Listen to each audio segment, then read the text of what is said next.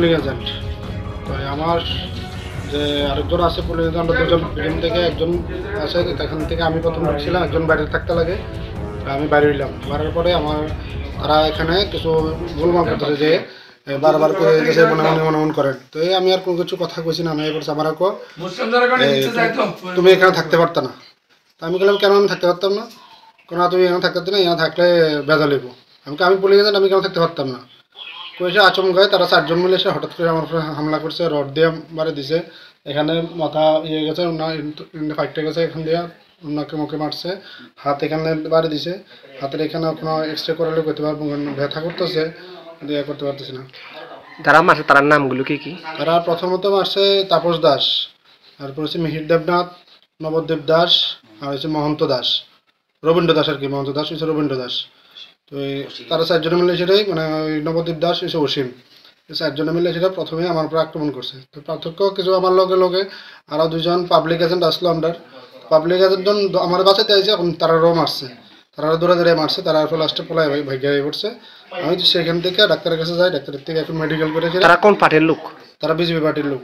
তো এখানে প্রশাসন ছিল না ছিল না? দর্শক মাত্র রয়ে গেছে। আমি ডাক্তার আছে, আমার লোকের যারা আছে তারা বলছে আরে স্যার তারা ধরেন না মারতেছে, কিন্তু কেউ আগাইতেছে না।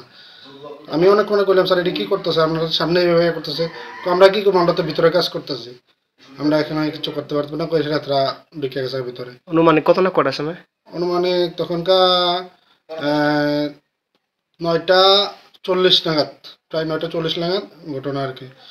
আপনি কি কেস করছেন? আমি এখন মেডিকেল করে আসি, এখন থানার যাবো, থানাতে যাই এখন কেস করবো। আপনার পরিচয়? আমার নাম রাজীব মজুমদার।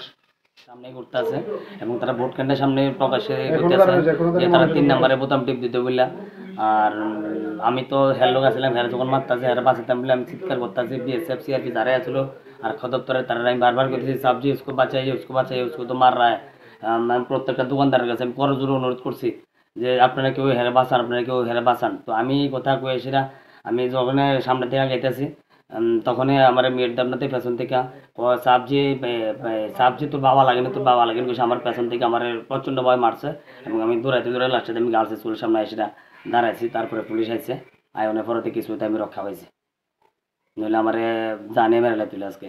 রাজীবের প্রচণ্ড মারা মারছে, যেটা নাকি তারা কি কিলে মারছে, তারা হাতে অনেক কিছু আসলো, যেটা নাকি আমরা তো দৌড়াইতেছি, হ্যাঁ তো একদম মাঠের মধ্যে ফালাইয়া এবং আপনি ছবি টিভি দেখলে দেখবেন রক্ত কিভাবে ফেলে রয়েছে প্রচণ্ডভাবে, হ্যাঁ রাস্তার মধ্যে ফালাইয়া মুখের মধ্যে ফালাইছে, রক্ত চাক্কা ফিরে রয়েছে রাস্তার মধ্যে। এটা নতুন বাজারবাসী যারা দেখছে প্রত্যক্ষ তারা একদম সরাসরি কইতে পারবো, এখানে মিথ্যা কথার কোনো প্রশ্নই ওঠে না। আশেপাশে যে দোকানদার আছে তারা জিজ্ঞাসা করলেই পুরো একদম পিকচার পুরো ক্লিয়ার হয়ে যাবে।